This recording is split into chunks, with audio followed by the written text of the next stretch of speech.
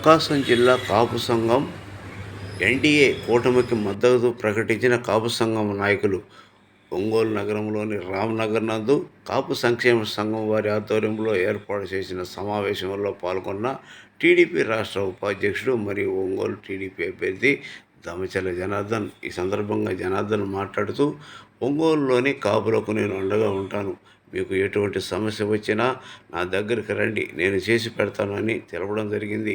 ఈ కార్యక్రమంలో కాపు సంఘం జిల్లా అధ్యక్షుడు కొక్కిరాల సంజీవ్ కుమార్, షేక్ రియాజ్, ఈదర మోహన్, తోటకూర వెంకట్రావు, మలగా రమేష్ మరియు గద్దె కృష్ణ తదితరులు పాల్గొనడం జరిగింది.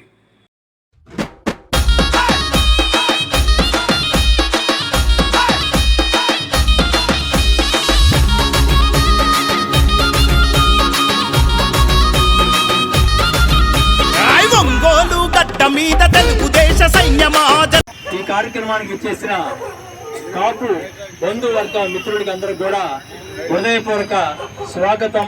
అలాగే ఈదర మోహన్ గారిని కూడా రావాల్సిందిగా విజ్ఞప్తి చేస్తున్నాం. అన్ని రంగాల్లో వెనుకబాటు పడిందని చెప్పి మేము నిస్సందేహంగా చెప్తున్నాం. పవన్ కళ్యాణ్ గారి యొక్క ఆలోచన విధానం, పవన్ కళ్యాణ్ యొక్క కోరికకి తెలుగుదేశం పార్టీకి, ఎక్కడైతే బీజేపీకి పోటీ చేస్తున్నారో వాళ్ళకి, అలాగే జనసేనకి పూర్తిగా సహాయ సహకారం అందిస్తారని చెప్పి మేము పూర్తిగా విశ్వసిస్తున్నాం.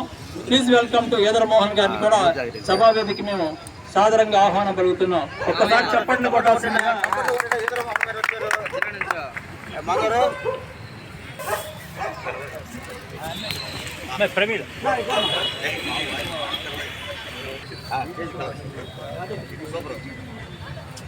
వీర మహిళ అయినటువంటి రమేణ గారి, గాది కృష్ణ గారికి కూడా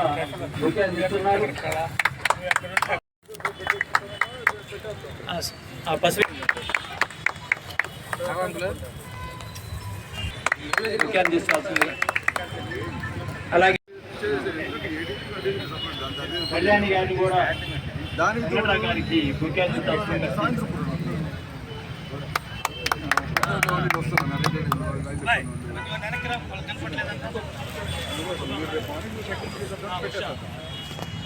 గారికి కూడా ఈదర మోహన్ గారికి బుకే అందించాం.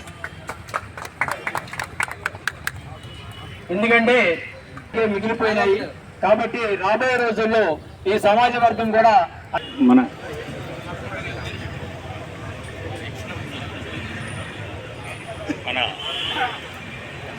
కాపు సంఘం తరఫున, కాపు సంఘం ప్రకాశం జిల్లా తరఫున మనం జనసేనకి మద్దతు తెలియజేయాలని తీర్మానం ప్రకారం, కాపు సంఘ సభ్యుల తీర్మానం ప్రకారం ఆశాజ్యోతి అంబేద్కర్ గారికి మేము పూర్తిగా ఈ యొక్క సమాజ వర్గం నివాళులు అర్పిస్తున్నాం. దాంట్లో భాగంగానే మేము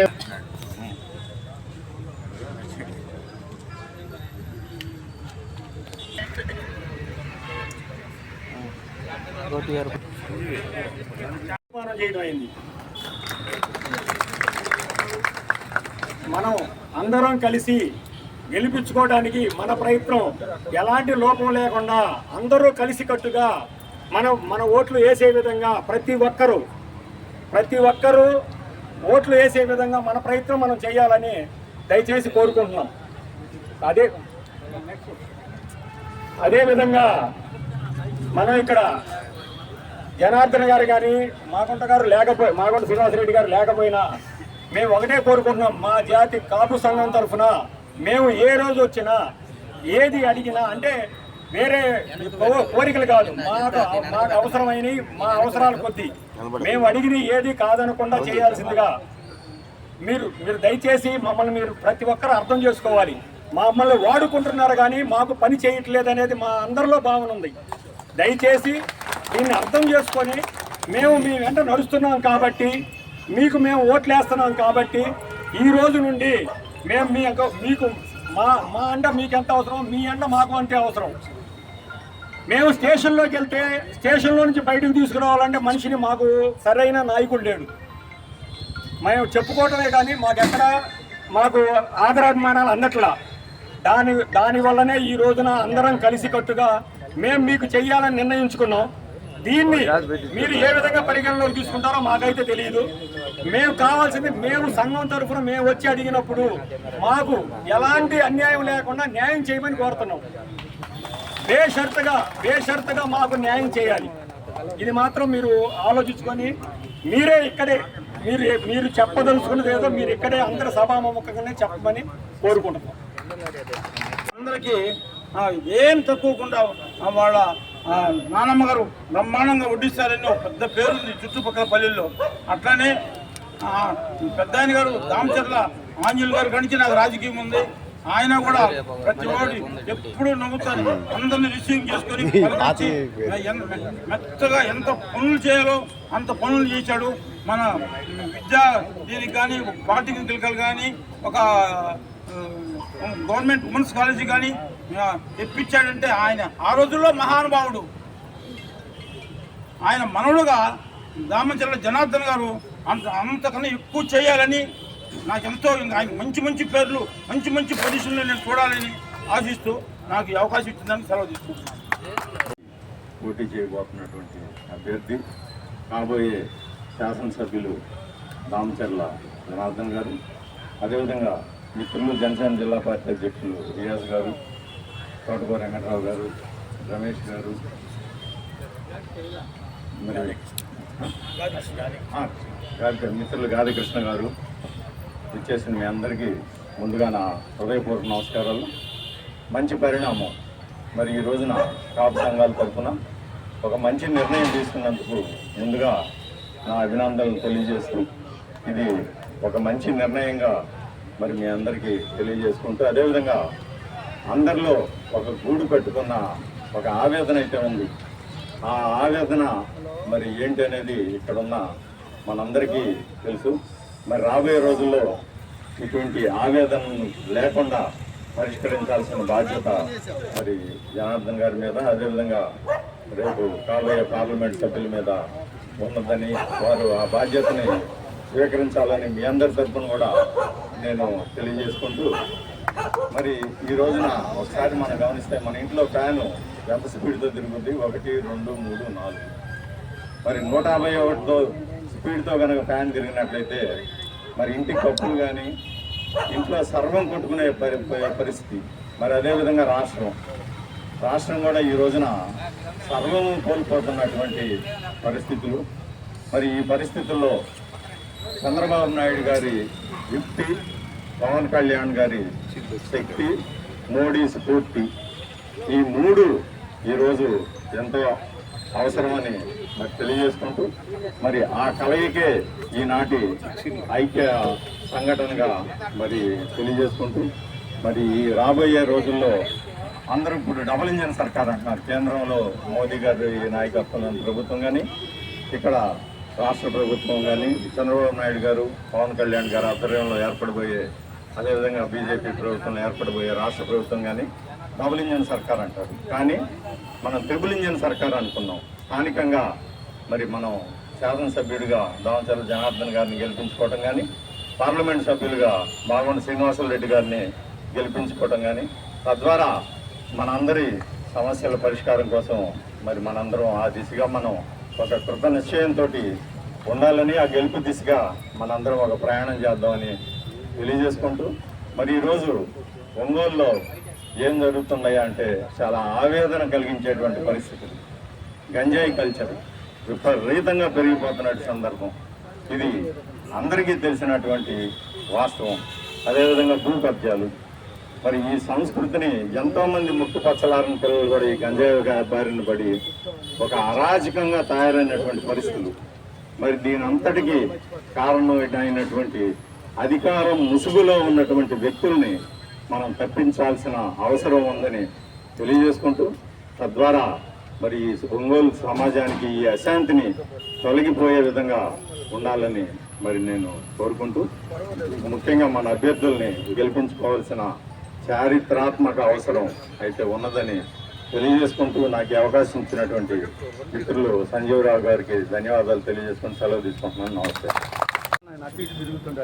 మన తోటకూర వెంకటరావు గారికి, బీజేపీ నాయకులు చంద్రమోహన్ గారికి, అదేవిధంగా మన కాపు నాయకులకు, నా సోదరి సోదరులందరికీ హృదయపూర్వక ధన్యవాదాలు. 2014లో మన జనసేన పార్టీ అధ్యక్షులు పవన్ కళ్యాణ్ గారి పిలుపు మేరకు ఎటువంటి ఏమి ఆశించకుండా ఆ రోజు టీడీపీకి బీజేపీకి సపోర్ట్ చేశాము. ఆ రోజు కూడా కాపులు అందరూ వెన్నుండి నడిచి ఆ రోజు విజయాన్ని సాధించారు. అదే ఆయన మాటతోటి ఈరోజు కూడా ఎన్డీఏ కూటమికి కాపులు ఫుల్ సపోర్ట్ చేస్తారని నేను సభాముఖంగా తెలియపరుస్తున్నాను. రేపు రాబోయే రోజుల్లో ఈరోజు కూటమికి విజయం సాధిస్తే కాపులకి ఉన్నతమైన స్థాయిలో వెళ్తారని చెప్పి, ఎందుకంటే పవన్ కళ్యాణ్ చెప్పే అనుభవిస్తాడు మనకి పోస్టింగ్లు ఉంటాయని, మనకి అరుదైన గౌరవం దొరుకుతుంది. కాబట్టి ప్రతి ఒక్క కాపు నాయకులు ఈరోజు ఎన్డీఏ కూటమికి ఓటేసి గెలిపించే బాధ్యత మనకి ఎంతైనా ఉంది. ఎందుకంటే ఈరోజు రాష్ట్రంలో చూస్తుంటే అరాచక పాలన నడుస్తుంది. మరి రోజుకి 2-3 మీటింగ్లు చెప్తాను ఈరోజు మనం వయసు చేస్తున్న అరాచక పాలన గురించి కూడా. కాబట్టి మన యువత భవిష్యత్తును దృష్టిలో పెంచుకొని, ఆంధ్రప్రదేశ్ భవిష్యత్తును దృష్టిలో పెట్టుకొని ప్రతి ఒక్కరూ ఎన్డీఏ కూటమికి సపోర్ట్ చేసి గెలిపించాల్సిందిగా కోరుతున్నాను. అదేవిధంగా ఒంగోలు నుంచి మన జనార్దన గారిని ఎంపీ అభ్యర్థి అయినటువంటి మాగంటి శ్రీనివాసరెడ్డి గెలిపించి అక్కడ మేము అయితే గెలిపించి కోరుకుంటూ సెలవు తీసుకున్నాం. జై జనసేన, జై కాపు నాయకులు కాదే కృష్ణ గారికి, జనసేన పార్టీ నగరాధ్యక్షులు మరదా రమేష్ గారికి, ఇక్కడికి విచ్చేసినటువంటి కాపు ఆడపడుచులకు, కాపు సోదరులందరికీ కూడా ముందుగా జనసేన పార్టీ తరఫున హృదయపూర్వక నమస్కారాలు తెలియజేస్తున్నాను. ముందు నుంచి కూడా కాపు సోదరులతో నాకు ఎక్కువ అవినాభావ సంబంధం ఉంది. ఎందుకంటే చిన్నతనం నుంచి కూడా నేను ఎక్కువ స్నేహం చేసింది, ఎక్కువ నేను తిరిగింది కూడా ఒక కాపులతో. ఎందుకంటే మిర్యాలపాలెం కానీ, గద్దలగుంట కానీ, కాపుల ఏరియాల్లో మ్యాక్సిమం నేను తెలియనటువంటి వాళ్ళు తక్కువ ఉంటారు. ఎందుకంటే ఈ రోజు కూడా మా పక్కన ఉన్నటువంటి వ్యక్తులు కూడా కాపు కులానికి సంబంధించినటువంటి వ్యక్తులే చాలా వరకు ఉంటారు. అందరూ కూడా వాళ్ళ అండదండలతోనే ఈ రోజుకి నేను జిల్లా స్థాయి అధ్యక్షుడు అవడానికి కారణం కూడా కాపు సోదరులే దాంట్లో ప్రధాన భాగం.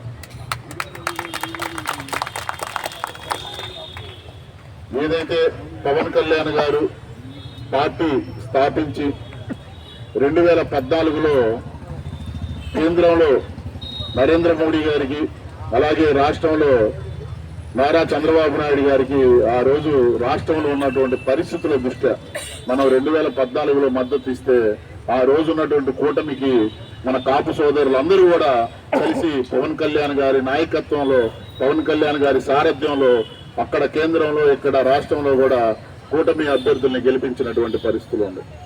తర్వాత 2019 కొన్ని కారణాల వల్ల విడివిడిగా పోటీ చేసిన మెజారిటీ కాపులు మాత్రం జనసేన పార్టీ తరఫున నిలబడినటువంటి పరిస్థితులు కూడా ఉన్నాయి. కానీ ఆ రోజు గత ప్రభుత్వంలో, తెలుగుదేశం ప్రభుత్వంలో చంద్రబాబు నాయుడు గారు కాపులకి 5% రిజర్వేషన్ కల్పించారు. కానీ జగన్ వచ్చి ఆ ఉన్నటువంటి 5% రిజర్వేషన్లు కూడా తీసేసినటువంటి పరిస్థితులు ఉన్నాయి. అయినా ఎందుకో గాని కొంతమంది కాపు సోదరులు వాళ్ళ స్వలాభం కోసమో తెలియదు, లేకపోతే ఇక్కడ ఉన్నటువంటి స్థానిక శాసనసభ్యుడు ఇస్తున్నటువంటి తాయిలాలకో తెలియదు, కానీ ఎందుకో కాపు జాతికి నిజంగా ఈ రోజు వెనకబడినటువంటి తరగతులుగా మనకి న్యాయం జరగట్ల.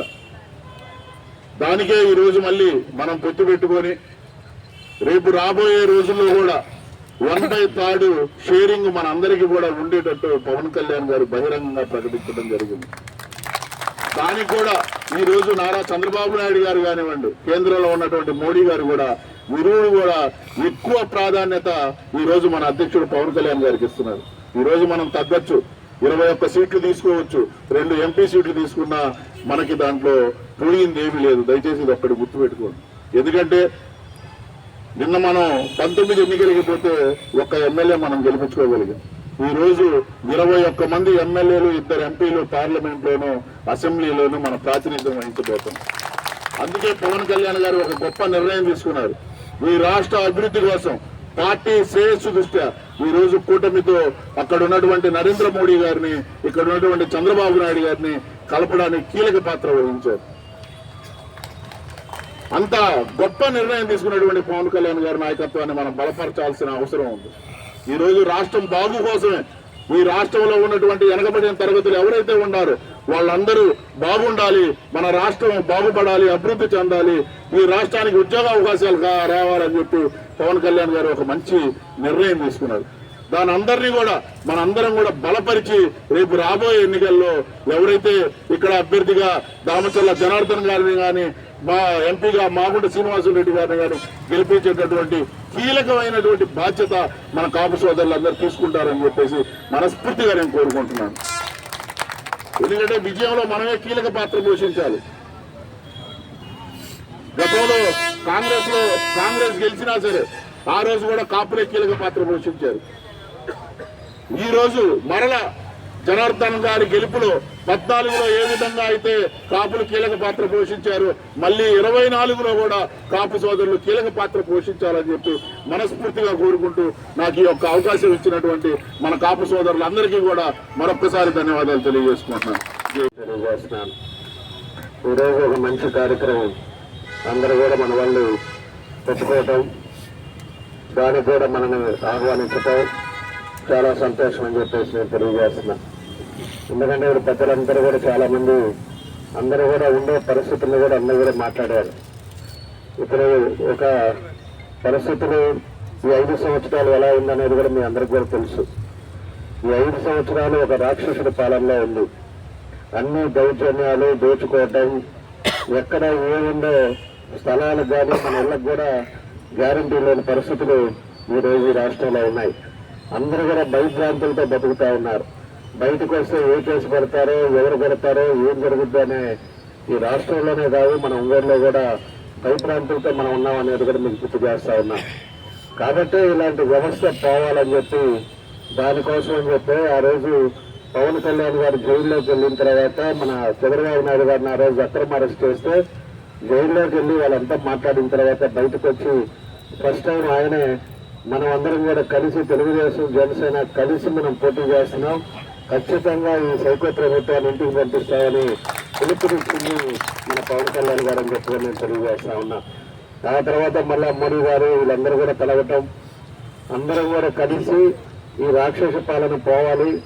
ఈరోజు రాష్ట్రం 20 సంవత్సరాలు వెనక్కిపోయింది. అన్ని విధాలుగా కూడా ఇబ్బందులు వచ్చే పరిస్థితులు ఉన్నాయి. కింద కూలీలు కానించి, వ్యాపారస్తులు కానించి, ఉద్యోగస్తులు కానించి, మహిళల కానించి ఎవరు కూడా ఈరోజు సంతోషంగా లేని పరిస్థితి ఈరోజు రాష్ట్రంలో ఉంది అని చెప్పి వీళ్ళందరూ కూడా ఒక నిర్ణయాలు తీసుకొని ఈరోజు అందరం కలిసి మనం పోటీ చేయడం జరుగుతుందని చెప్పి కూడా మీకు అందరికి కూడా తెలియజేస్తున్నా.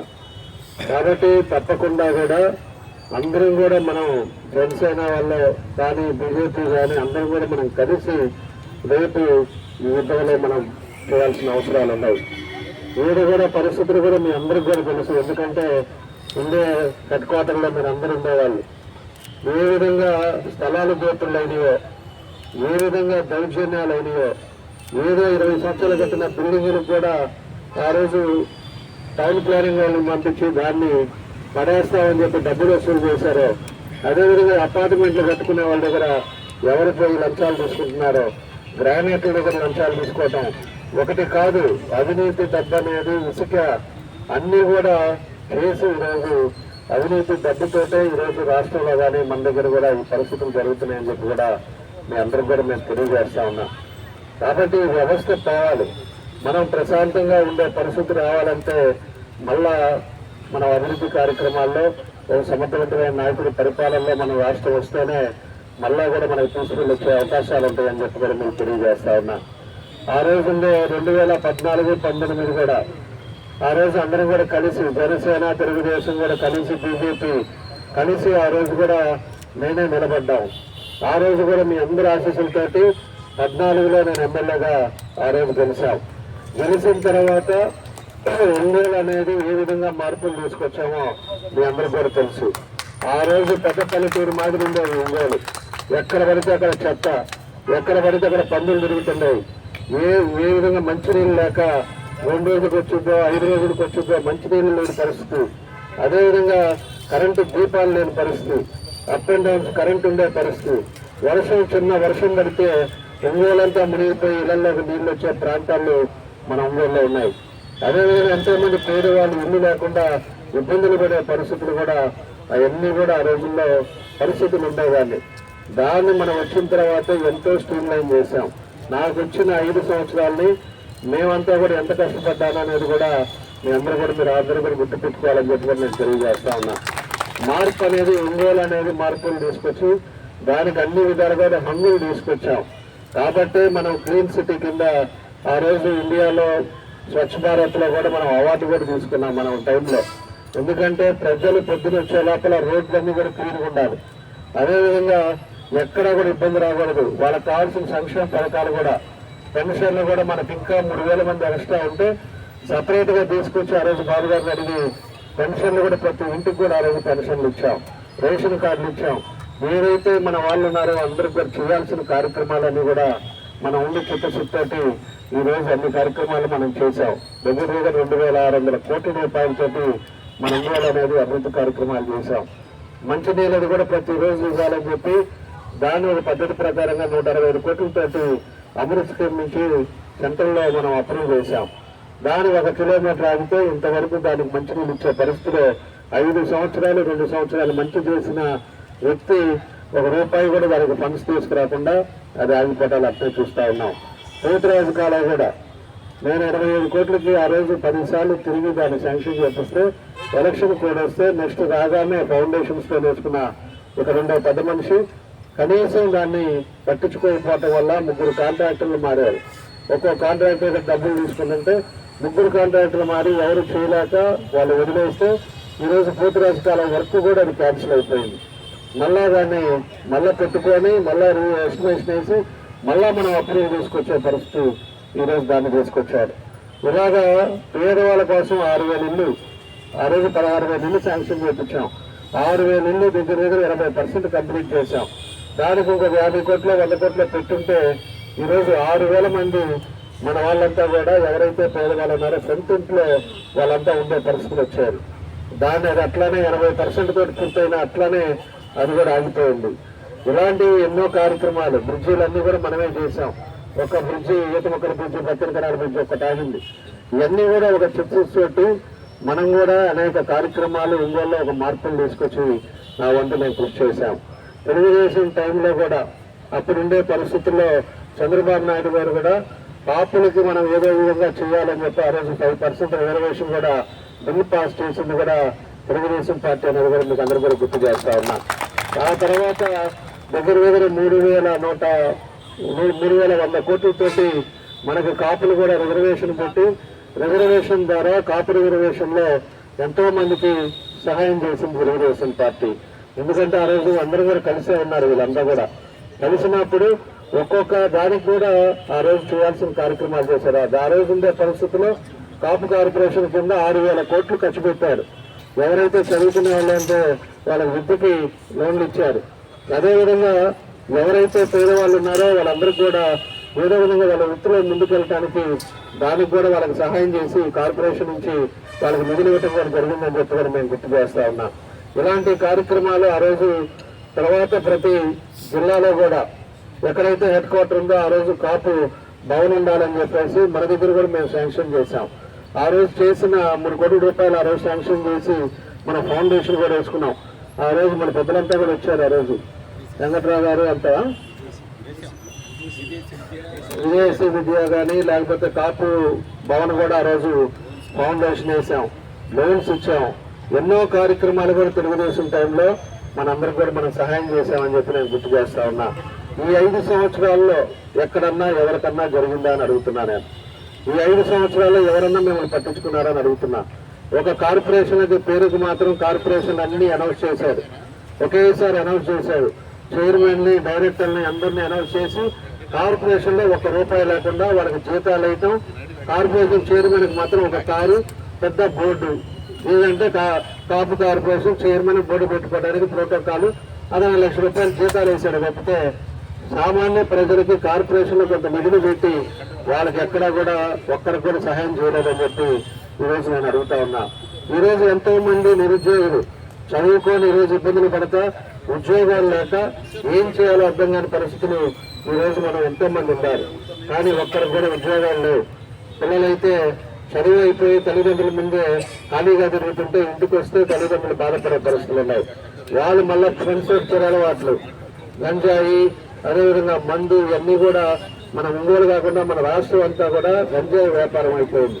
మందు వ్యాపారంలో సంపాదించారు వేల కోట్లు, అదేవిధంగా గంజాయి వ్యాపారం చేస్తా ఉన్నారు. గంజాయి వ్యాపారంలో కూడా కొన్ని వేల కోట్లు ఈరోజు గంజాయిలో కూడా సంపాదించడం.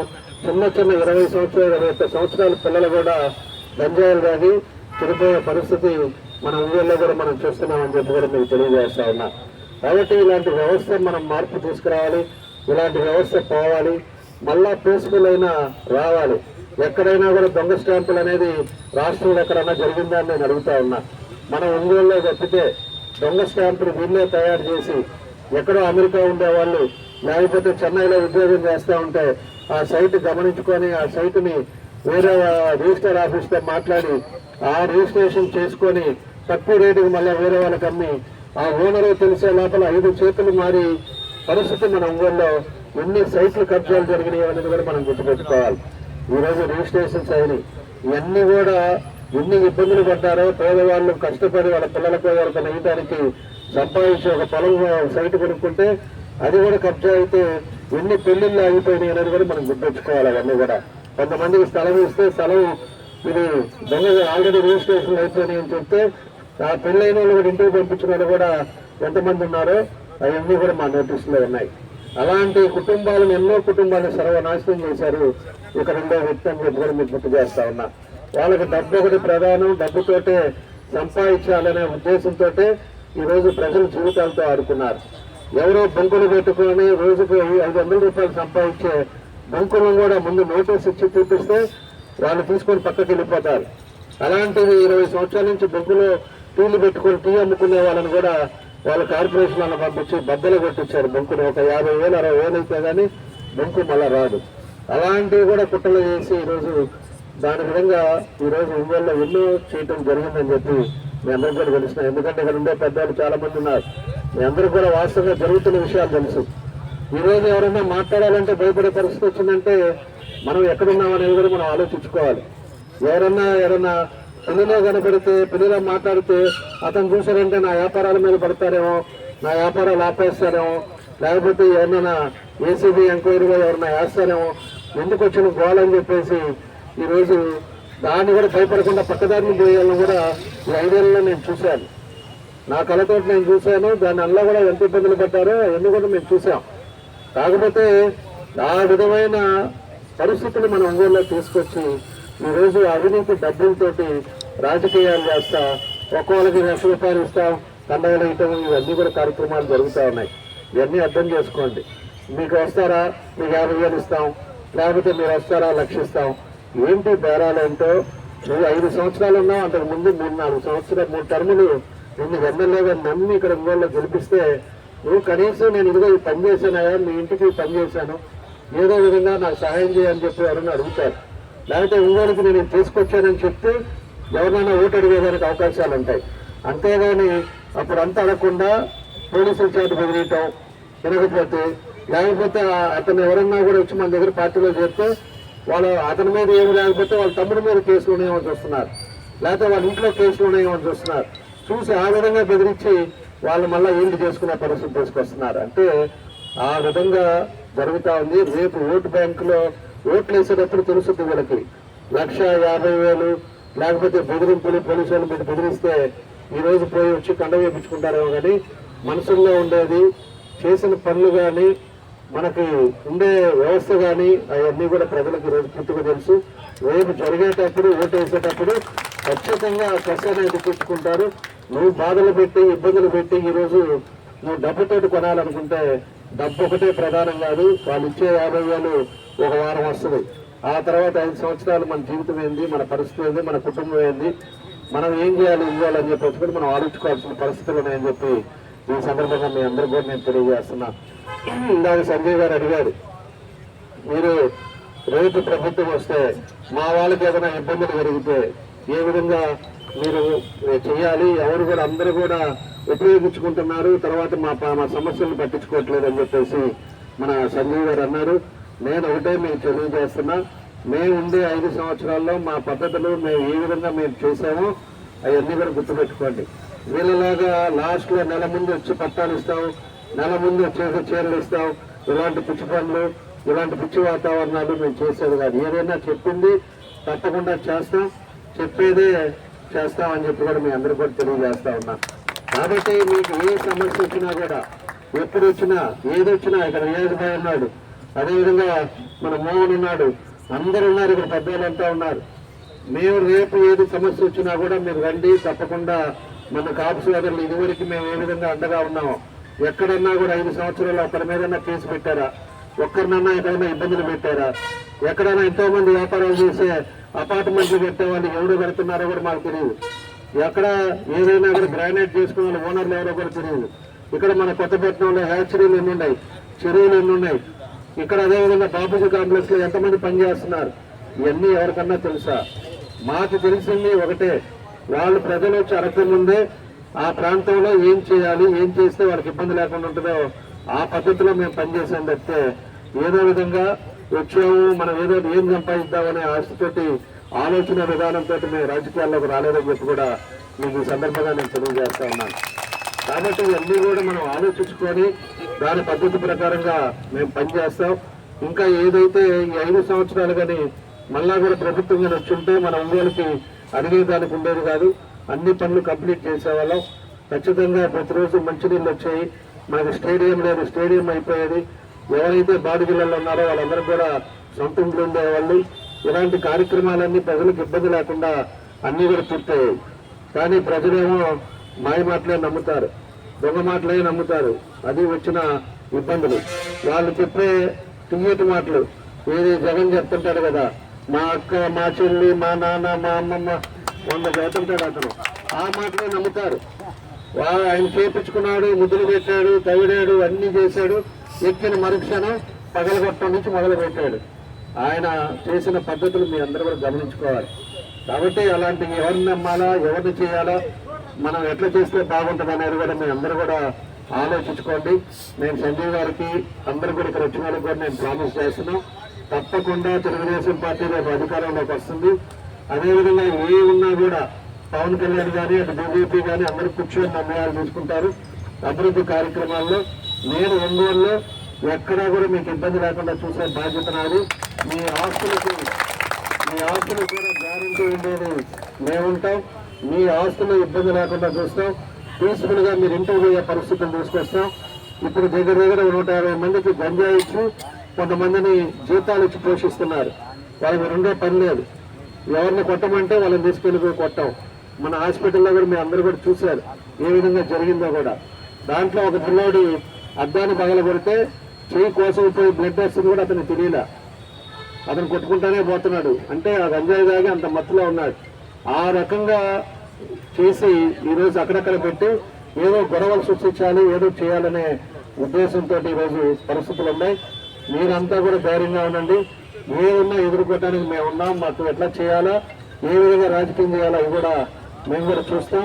దానికి అధైర్యపడాల్సిన అవసరం లేదని చెప్పేసి కూడా మీ అందరూ కూడా నేను తెలియజేస్తూ, మీ అందరూ కూడా ఓటు అనేది ఖచ్చితంగా మీరు ఆలోచించి ఓటు వేసుకోండి.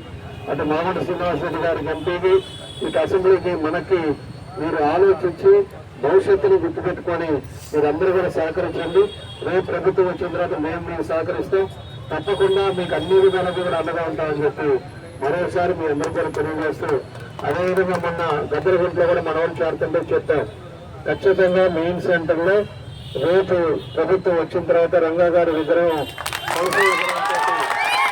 అక్కడ పెట్టిస్తే మీకు కూడా మీ గౌరవం తగ్గకుండా సొసైటీలో మీకుండే విలువల్ని పెంచే విధంగా నా వంతు నేను కృషి చేస్తామని చెప్పి కూడా మరోసారి మీ అందరికీ తెలియజేస్తూ, మీ అందరికీ మనస్ఫూర్తిగా నా నమస్కారాలు తెలియజేస్తూ సెలవు తీసుకుంటాను. ఎన్జీ రంగా గారికి కూడా, మన రంగా గారి విగ్రహానికి కూడా మన సొంత నిధులతోటి కాంస్య విగ్రహం పెట్టిస్తాను. అది కూడా మన పెద్దలందరూ ఎక్కడికి వస్తే బాగుంటుందో అక్కడ పెట్టిస్తాను. నేను ఓట్ల కోసం చెప్పట్లా, అది మాత్రం గుర్తుపెట్టుకోండి. ఏదో ఎవరు చెప్తే ఏదో జరిగిపోద్ది అనేది కాదు. నేను ముస్లింస్కి ఆ రోజు 2012లో వెహికల్ ఇస్తాను అని చెప్పిన మన వీళ్ళున్నారు విశ్వబ్రాహ్మణులు, వాళ్ళంతా కూడా పొలం కావాలి మా కళ్యాణ మండపానికి అడిగితే, బై ఎలక్షన్లో వాళ్ళంతా వచ్చి అడిగితే ఓడిపోయినా కూడా వాళ్ళందరూ కూడా పొలం కనిపించి వాళ్ళకి ఈరోజు కళ్యాణ మండపం కూడా అందరూ కూడా కలెక్ట్ చేసి కట్టించాం. నా సొంత నిధులతో పొలం కట్టించాం. అందుకని వేగ్గా మాటలు చెప్పేది కాదు, మనం ఏదైతే అన్నామో దానికి స్థుకానై ఉంటాం, దానికి తగ్గట్టుగానే రేపు పనిచేస్తామని చెప్పి మీ అందరికీ కూడా తెలియజేస్తూ మీ అందరికీ జోహార్ 180 మోహన రంగా.